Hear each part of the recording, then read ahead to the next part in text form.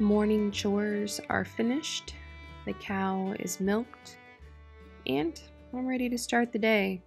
Today I am making a big meal, all from scratch, and it's something that I'm going to have to work on, not all day, but there will be hands-on time just kind of throughout the day, pretty consistently.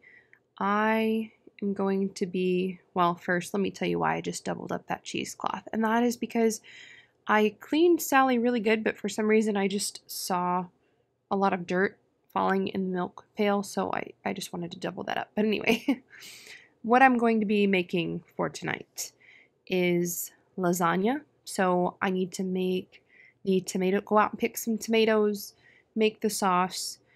I need to make the pasta, I think I have the mozzarella made already, but I need to make the ricotta. So I have to make a lot for that.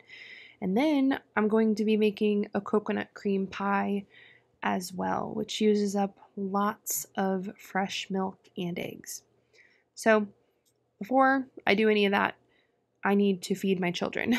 So I actually have this massive pot of oatmeal, and it's left over. But there's plenty left for breakfast, so I'm just going to add in some milk and reheat it. As you all probably know, oatmeal dries out a lot when it's refrigerated, so I just, when I want to have it left over, I add milk and it's good as new. So I also have some yogurt here that I will show you guys because in one of my recent videos, I made raw milk yogurt. And I promised you it's really thick, it's not runny, and it's really delicious, and I wanted to show you that final product. This yogurt here is almost a week old. Usually I would have used a lot more by now, but for some reason, we just haven't made as many smoothies or used as much, but look how thick and jiggly that yogurt is. So it's got a really, really good consistency. Now I'm just going to add some oatmeal on top of this and have like a little oatmeal yogurt parfait myself. The kids didn't want that. They all just wanted oatmeal. They love oatmeal. It's one of their favorite things. So makes life very easy for me because oatmeal's just easy. And I like it because I like anything that uses a lot of milk. We've always just got so much milk on hand. So especially anytime that I can use skim milk, that is always good because I skim the cream off a lot of my milk to make butter.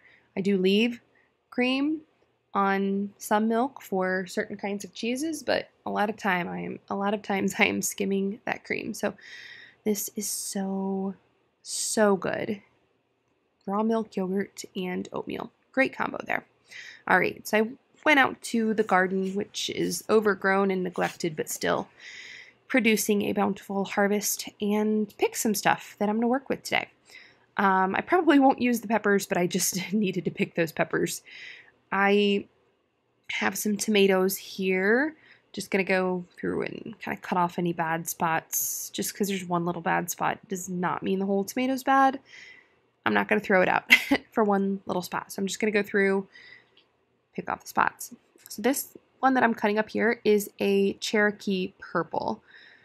I think in my last video, I was eating one of these and I couldn't remember what kind it was. So I asked you all to comment if anyone recognized the variety, and several of you did, that it was Cherokee purple, which I knew I had planted some of those. I just had forgotten to label my tomatoes this year, kind of like I do every year. Maybe I'll get it down one of these years. But anyway, Cherokee purple, and it was new to me this year, but it's been one of my favorites. So I have a few of these Cherokee purple that are going to go in this big Dutch oven here. I'm putting all kinds of tomatoes in here, so several different varieties. I just went out and picked what needed to be picked and used the most. This is not a huge batch of sauce. I'm not making sauce for canning today. I'm just making enough for this lasagna. Now, I do have a video on canning tomato sauce, and this is the same recipe. So you can do this, it's kind of like a loose recipe. I'm not following anything exactly, but it's on my blog. I have a video showing the whole process of making tomato sauce and canning it. So I will put that in cards and link that for you guys. So One thing that makes this tomato sauce unique is you put the whole tomato in. So there's no peeling off the skins and then separating the juice. The whole tomato goes in. And obviously that's going to leave a lot of juice. So how you compensate for that is you add carrots.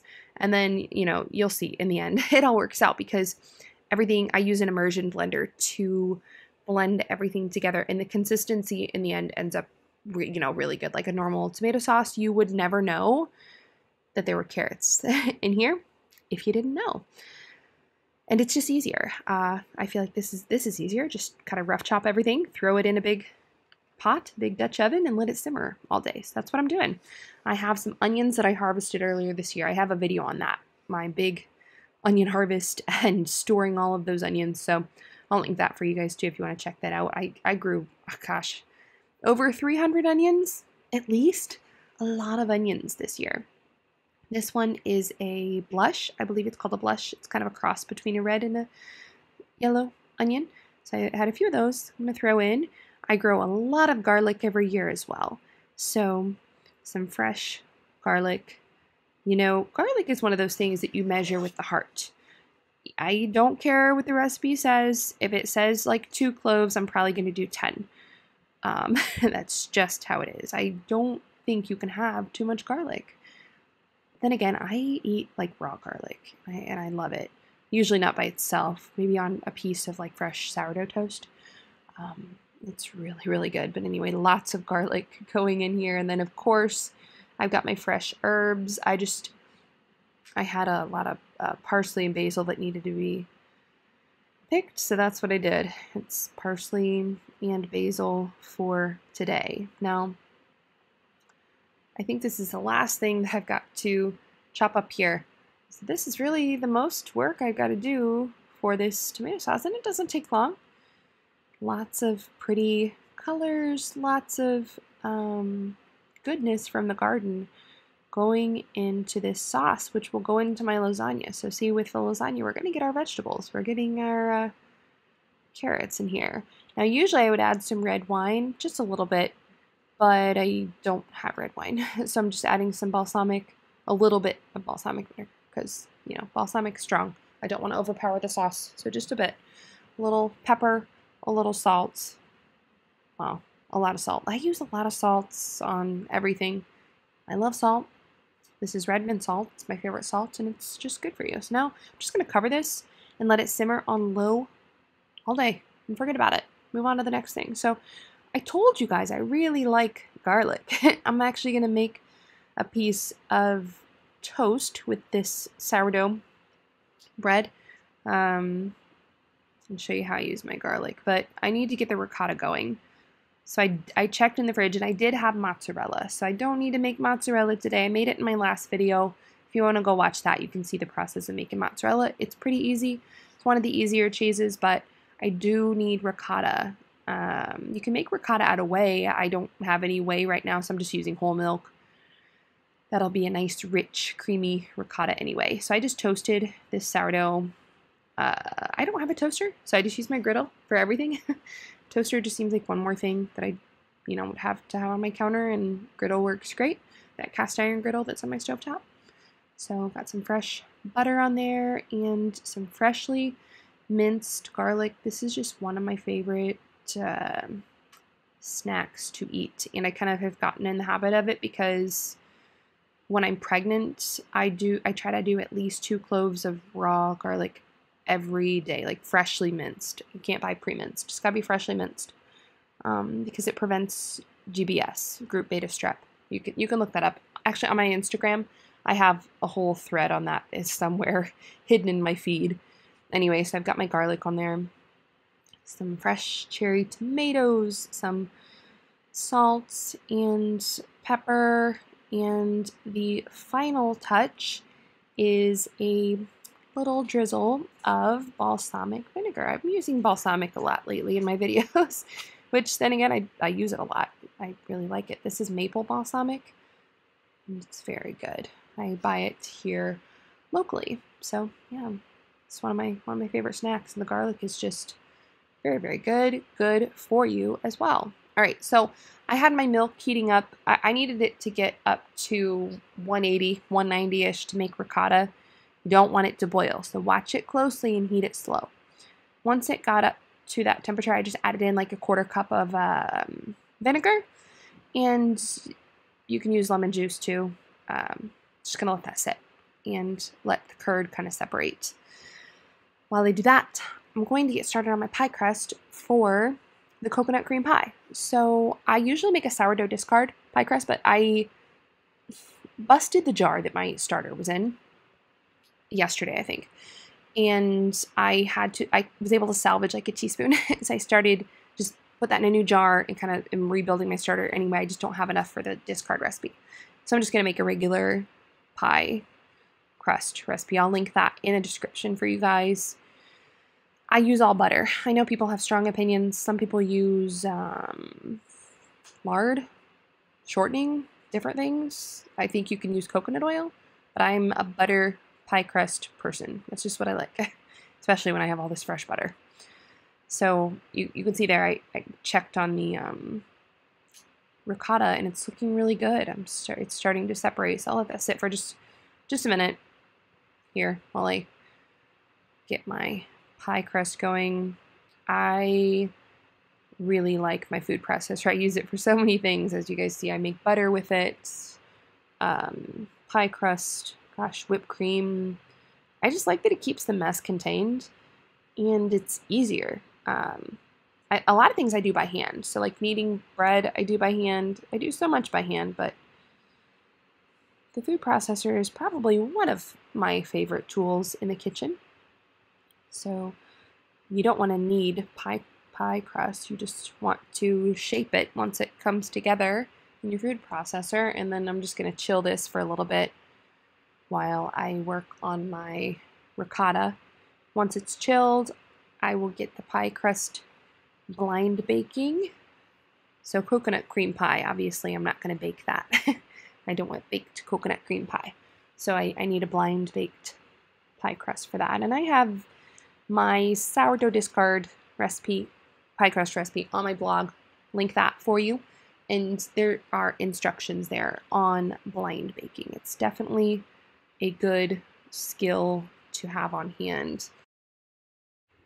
Now, while this is chilling, I need to go ahead and strain my ricotta here. So I'm just gonna run this through a cheesecloth and save the leftover milk and whey. And I actually might reheat that, pour some more vinegar in, and see if I can't get some more cheese out of this, because this is a pretty light batch here. It's gonna work out, but I see that I definitely did not get all of the curd out, but that's okay. As you'll see, I will have plenty to make my lasagna, so that's all I'm really concerned about right now. So I'll just pick this cheesecloth up and drain my ricotta for 5-10 minutes or so. You don't want to let it drip too long because then it'll dry out and it won't have a really good, it'll just have a really dry texture. So this won't take too long. I actually got busy doing some things around kitchen and I got my ricotta out of the cheesecloth and forgot to film that. So you'll see what that looks like here in a minute, but it is, my pie crust is chilled, so it's time to roll this out and blind bake. So I just kind of eyeball it when I'm making pie. It'd be easier if I measured. Maybe one day I will start actually measuring my crust and making sure it's the exact size that I need it to be, but I don't know. My way always works. So I think I'll just stick with eyeballing it for now. Now, I have an entire video on making pie. I don't remember exactly what kind of pie I made or what was in it, but I know I have a video that, the main topic is making pie. So I'll put that up in cards, like a And when I say in cards, I just mean it's like it'll pop up as a link up in the corner of the video while you're watching, so you can just click on it and see that video. So it looks like my guesswork here was not too shabby. I like a thick top layer of the crust, so I like it to be a little big because I actually fold the top under before I crimp the edges. And I always crimp the edges of my pie crust because I think it's pretty, and that's just what I like to do. I'm a creature of habit. When I find something I like, I pretty much stick to it. I don't branch out too much. But before I crimp the edges of this, I'm going to put my pie weights in here so that I'm not pulling on the dough and, you know, causing holes or anything. So for pie weights, if you have like actual pie weights, that's fine. You can use sugar. I'm using beans. Beans work great. So just line your pie crust with parchment paper, pour in some dry beans, and there you go. That'll make sure that it doesn't shrink down, because if you do not do this, it will shrink down and it'll be ruined. I mean, you could, I guess it would still taste okay, but it will not look pretty. So now I can go ahead and crimp the edges here and prepare for blind baking. Now, it probably looks like I have been in the kitchen all day, but I haven't. I'm just, you know, filming the parts where I'm in the kitchen, but in between doing all this stuff, I've been doing other stuff. So the day is going by quickly. Like I said at the beginning, I've just got to come back every once in a while and check on something or do the next step. So right now, I'm going to go ahead and brown the meat. So I'm using 2 pounds of ground beef and 1 pound of sausage. This is going to be a big lasagna. It's going to go in a 9 by 13, and it's got to have a lot of meat. Otherwise, I can't serve it to my husband. I cannot serve him meals that have a small amount of meat. That is not acceptable. You know, he wouldn't like say anything, but I can just tell by the look on his face that it's just not enough. All right, so I got my immersion blender here. My sauce has been simmering all day, and you see how nicely this blended up into just looking like tomato sauce, which is what it is. The carrots are the magic touch. And my meat was browned and drained. I did drain it, so you didn't see that step, but I did. So I got all the grease off. Now I added that into my sauce, gonna let that just continue to sit and simmer on very, very low. And I've got my ricotta here in this bowl. I'm gonna make up my ricotta mixture that will go in the lasagna, which I need a couple of eggs for.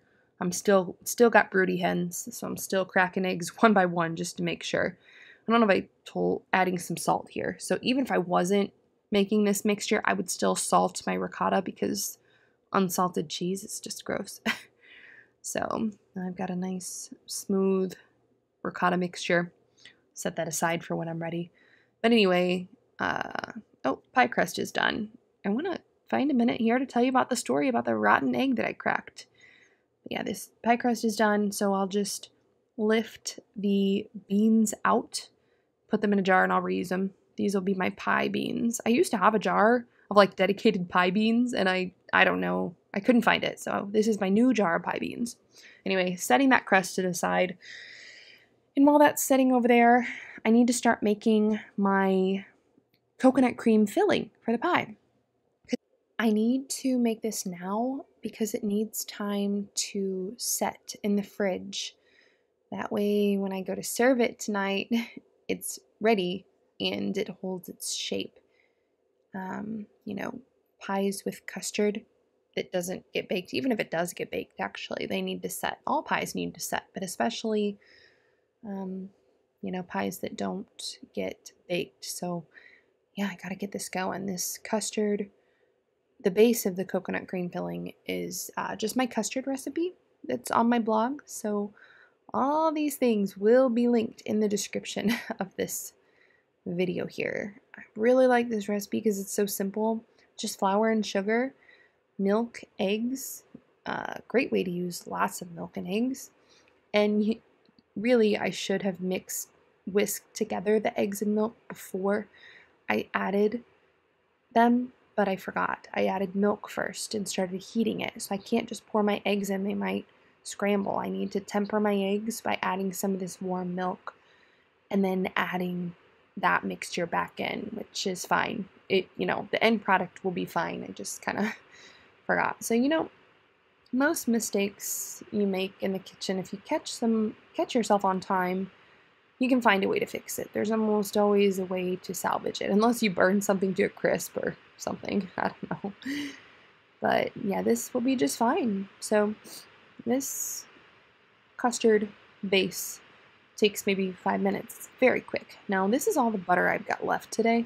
So normally I'd put several tablespoons of butter in here right at the end when it kind of thickens up and comes to a boil. But I just put in the butter that I had, so that's fine. Turn the heat off. Gonna add some vanilla. Vanilla also you just measure with the heart. We don't measure that one, guys. We don't. We put measurements on recipes for blog posts, but we don't actually measure. Okay, added in a cup of coconut and just shredded coconut. Mix that in, and now I'm ready to go. So this coconut cream custard, coconut cream filling, is just gonna get poured into the blind baked pie crust, and then now if I was just serving this custard plain, I would have run it through like a fine mesh strainer. That way that, any lumps got strained out, but I'm not serving it plain. It's going to set up in a pie, so it's fine. I'm going to skip that step. So now I'm going to put some plastic wrap over this. That way the top of my filling doesn't develop like a film when it's cooling in the fridge, because that you will be able to tell if you taste that. Like when you eat it, the consistency will just be off there. So now I need to move right along to preparing my pasta. I have a whole video on making this pasta. It's made with eggs, so this is egg pasta. This is my favorite kind. I have made sourdough pasta. It's good, but I just like this better. So this is what I usually make. And pasta is one of those things, for me at least, that once I started making it from scratch, I can't go back. I have not gone back. I just don't buy pasta from the store anymore because it's so good that I'm spoiled now. So this little manual Atlas, that's the brand, Atlas pasta machine, is fabulous. I really like it. I know there are attachments that can go on your KitchenAid and machines that can do this, but this little thing's great. It's not that much work. And I talk about liking to have manual tools around just in case power goes out. I still need to be able to make pasta, obviously. So just running this through, trying to get a good even sheet of pasta here. And there's a little knob on the side that I'm kind of turning in between every few passes so that my pasta will get thinner and thinner as I go. And then eventually it will be a very long, thin sheet of pasta that I can then cut into lasagna, which is very easy to do. I don't need to roll it through the attachment to make it into, noodles or anything. So this is a pretty quick process. It looks involved and like it might be time consuming, but honestly, you can have a batch of fresh homemade pasta made from start to finish in half hour if you skip the step of letting the dough rest, which you can skip. I skip it all the time. So this recipe is on my blog. Like I said, I said I would link the video, and I will, but the recipe, if you're just like a blog person, then the recipe is on my blog too. So you can skip the step where it says that after you have your dough kneaded, you need to let it rest. If you're in a hurry. That's how it is with a lot of things in the kitchen. I always play around with what I can get away with skipping or what corners I can get away with cutting. All right, so now I've got my big long sheet of pasta here. I'm just gonna cut off the ends, and I'll make those into like actual little noodles. I'll run it through my attachment over there, and just let those dry out and add them to my pasta stash. But as you can see, I'm using my dish to measure. Who needs a measuring tape when you can just measure with your dish? It's gonna work out just fine. So I have 2 sheets of lasagna that came from this first section of dough that I rolled out. I have 3 more sections to roll out, and you saw this took just a couple minutes, so you know, not long to mix up the dough, and then roll it out. Under 30 minutes you can have fresh pasta made. So these are just the scrap pieces from the end that I'm running through the cutting attachment, and I always have dry pasta on hand. You know, I usually make like a double or triple batch so that I can just dry some of it, and it stores really, really well when it's completely dry. So my video that I made on pasta making was, I think the title was like how to, you know, 1 way to preserve a lot of eggs, because this is a great way to preserve eggs in pasta. All right. So we're ready to assemble the lasagna. It's still kind of early in the day, but lasagna is a lot better when it has time to set after it bakes. You know, that way it doesn't all just like run into mush when you cut it. I added some fresh parsley to my ricotta mixture just for, you know, pizzazz. It's one of my favorite words to say to my kids. They think it's very tacky. I'll say like, you know what the secret ingredient is in this? When I say what, I say pizzazz. That's what. Or I say love. That's also a very tacky answer. You know, it's one of the most fun parts about being a parent is very tacky mom and dad jokes. It's very fun. All right, so I just ladled some, you know, just a thin layer of my meat sauce in the bottom. So that's the first layer, is the meat sauce. Just enough to cover the bottom. Then I've got 2 sheets of lasagna. Now I'm going to cover this lasagna with my ricotta mixture. Try to get it coated as evenly as I can here, and hope that I can make my ricotta last throughout, you know, building this lasagna, all the layers. So now I've got some mozzarella. This mozzarella is a couple days old, so mozzarella actually does not store very well.